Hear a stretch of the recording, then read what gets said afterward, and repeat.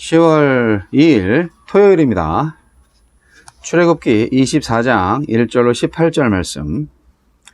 또 모세에게 이르시되 너는 아론과 나답과 아비후와 이스라엘 장로 70명과 함께 여호와께로 올라와 멀리서 경배하고 너 모세만 여호와께 가까이 나아오고 그들은 가까이 나아오지 말며 백성은 너와 함께 올라오지 말지니라. 모세가 와서 여호와의 모든 말씀과 그의 모든 율례를 백성에게 전하매 그들이 한 소리로 응답하여 이르되 여호와께서 말씀하신 모든 것을 우리가 준행하리이다.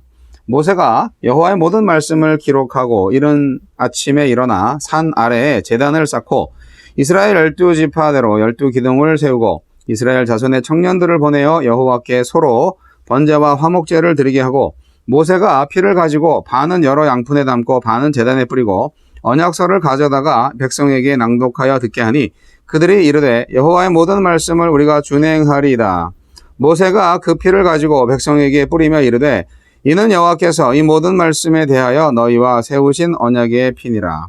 모세와 아론과 나답과 아비후와 이스라엘 장로 70인이 올라가서 이스라엘의 하나님을 보니 그의 발 아래에는 청옥을 편 듯하고 하늘같이 청명하더라. 하나님이 이스라엘 자손들의 존귀한 자들에게 손을 대지 아니하셨고 그들은 하나님을 뵙고 먹고 마셨더라. 여호와께서 모세에게 이르시되 너는 산에 올라 내게로 와서 거기 있으라. 네가 그들을 가르치도록 내가 율법과 계명을 친히 기록한 돌판을 내게 주리라. 모세가 그의 부하 여호수아와 함께 일어나 모세가 하나님의 산으로 올라가며 장로들에게 이르되 너희는 여기서 우리가 너희에게로 돌아오기까지 기다리라. 아론과 훌이 너희와 함께 하리니 무릇 일이 있는 자는 그들에게로 나아갈지니라 하고 모세가 산에 오르매 구름이 산을 가리며 여호와의 영광이 시내산 위에 머무르고 구름이 엿새 동안 산을 가리더니 일곱째 날에 여호와께서 구름 가운데서 모세를 부르시니라. 산 위에 여호와의 영광이 이스라엘 자손의 눈에 맹렬한 불같이 보였고 모세는 구름 속으로 들어가서 산 위에 올랐으며 모세가 40일 40야를 산에 있으니라. 언약의 비준.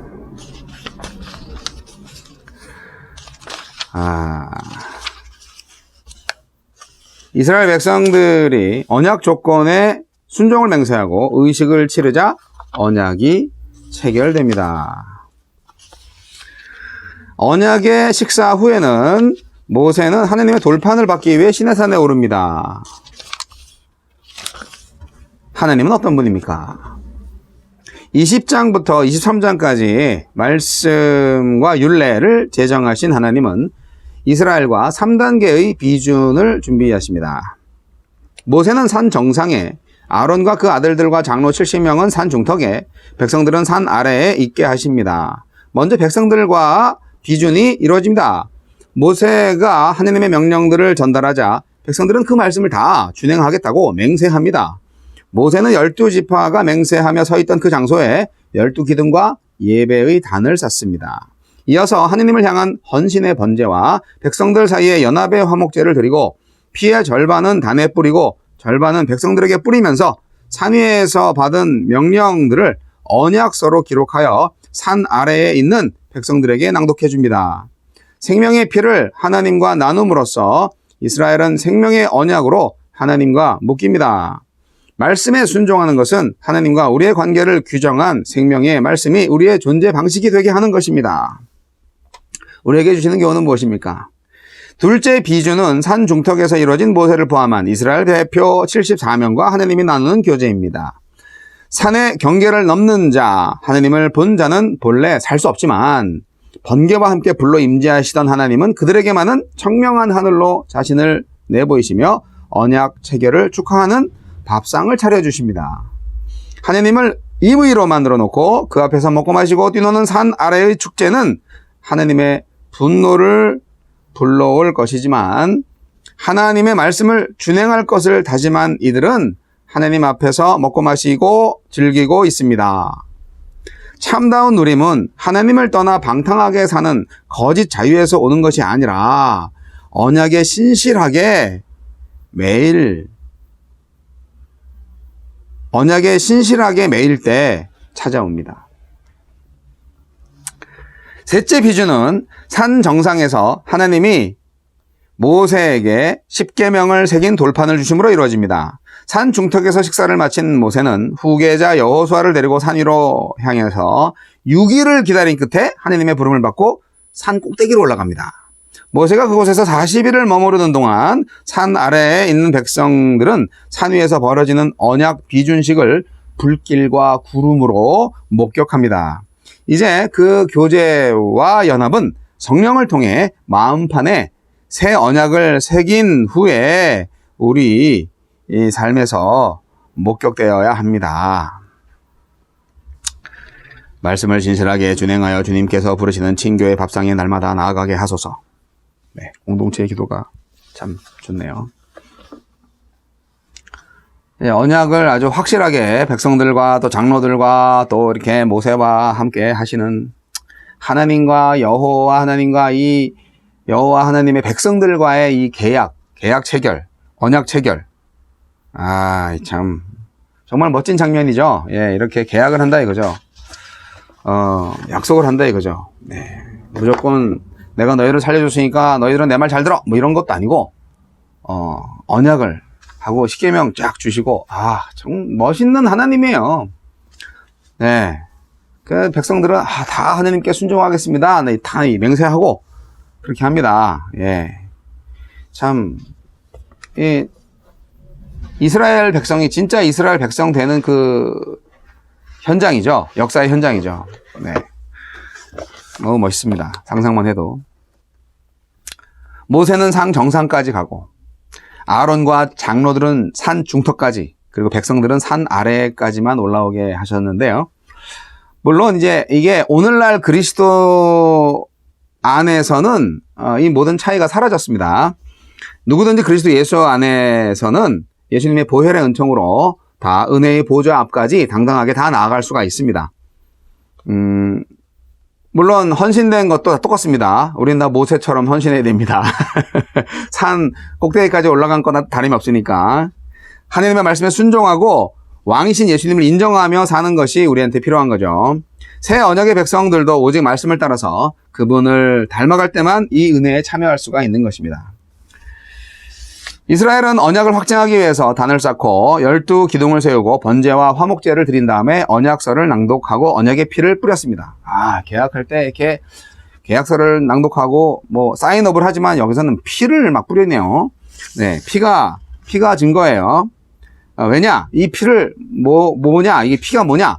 생명이잖아요. 피는 결국 이 언약을 어기면은 피 흘림이 있을 거다. 피 맛을 볼 것이다. 그런 거죠. 네. 굉장히 무서운 그런 아주 무거운 엄중한 계약입니다. 어찌 보면 이것은 다시 우리가 경험하는 예수 그리스도의 십자가의 피를 예표한다고 볼 수 있어요. 예수 그리스도께서 십자가에서 흘린 피로 새 이스라엘을 부르시고 새 언약을 맺어주셨잖아요. 왜냐고요? 옛날 언약이 파기됐거든요. 왜냐고요? 이스라엘 백성들이 불순종했거든요. 이렇게 출애굽 당시에 시내산에서 정말 언약서 낭독하고 맹세 선언하고 그리고 피 뿌리고 이렇게 했는데 계속 어겼잖아요. 불순종했어요. 그래서 이스라엘과 하나님과의 관계가 망가졌어요. 그래서 새 언약이 필요했던 거예요. 예, 그 새 언약도 인간은 할 수 없었어요. 하나님이 새로 하신 거예요. 예수님을 보내주셔서. 그래서 본인이 하셨던 옛날 약속을 본인이 예수 그리스도를 통하여서 인간이 되셔서 인간으로 하여금 그 약속을 지키게 하고 새 언약을 주신 거예요. 놀라운 비밀 아닌 비밀의 진리죠. 그래서 우리는 이 새 언약의 은혜를 망각하면 안 돼요. 똑같이 이스라엘 백성처럼 되면 안 되잖아요. 저는 오늘 말씀 가운데에서 역시 잔치가 있어야 돼. 이 언약을 하고 딱 이렇게 되면은 밥을 먹어야 돼. 예. 이스라엘 대표들은 언약 체결을 축하하는 하나님의 밥상에 초대가 된 거예요. 하나님을 임의대로 만들어 놓고 그 앞에서 먹고 마시고 뛰놀았던 산 아래의 인본주의적 잔치하고는 비교가 안 돼요. 그거는 이제 나중에 나와요. 32장쯤 가면은 그들이 엉망진창이에요. 모세가 하도 안 내려오니까 무슨 일이 있을까 해가지고 그냥 지들끼리 막 놀고 그랬죠. 이게 이제 하나님의 분노를 자아냈죠. 하지만 요 산 중턱까지 오신 분들, 하느님을 보고도 죽지 않았다. 아, 이 참 얼마나 특혜인지 몰라요. 그 당시 하느님 본 사람 다 죽었는데. 이렇게 참다운 누림은 하느님을 떠난 방탕한 자유가 아니라 언약에 신실하게 딱 잡혀 있어야 되는 거예요. 하느님의 언약에 딱 매여 있어야 되는 거예요. 그거를 이제 매일 성경이 해석하고 있고, 저도 거기에 동의하는 바입니다. 하느님의 언약에 딱 매여 있을 때 진정한 자유와 기쁨이 온다. 그리스도인의 자유와 기쁨. 뭐 그런 거죠. 술, 담배를 할 수 있는 자유와 기쁨도 있지만, 술, 담배를 하지 않음으로 인하여서 얻을 수 있는 자유와 기쁨도 있다는 거잖아요. 네. 뭐 술, 담배를 하지 말라는 얘기가 아니에요. 하지만 만약에 본인이 건강을 위해서 내가 이제 끊겠다. 술과 담배를 끊겠다. 또는 뭐 담배만 끊겠다 하면은 또 그 담배를 끊은 다음에 이루어지는 이렇게 식욕이 돋지? 이렇게 살이 붙지? 머리가 맑아지는 것 같아. 뭐 이러면서 건강 회복의 신호를 받았다면 그것도 기쁨이잖아요. 네. 제가 이제 택시 하면서 야간에 특히 하는데 손님 없을 때 차 세워놓고 이렇게 담배를 딱 피고 있는 우리 택시 기사님들 보면은 무슨 생각을 하실까? 인생 무상을 느끼실까? 아니면은 인생의 구름 과자를 마시는 즐거움을 누리고 있는 그런 기쁨의 시간인가? 뭐 이런 생각을 제가 합니다. 의심을 하는 거죠.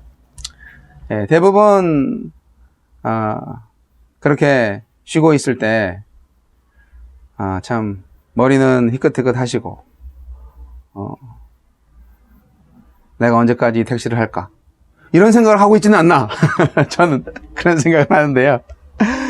하여간 저는 담배를 안 피니까 그런 기분을 모르겠지만 저는 뭐 잠깐 쉬는 시간에 잠깐 편의점 가가지고 뭐 커피나 마시든지 뭐 음료수를 마시든지 아니면 뭐 김밥을 사서 들고 오든지 뭐 그렇게 이제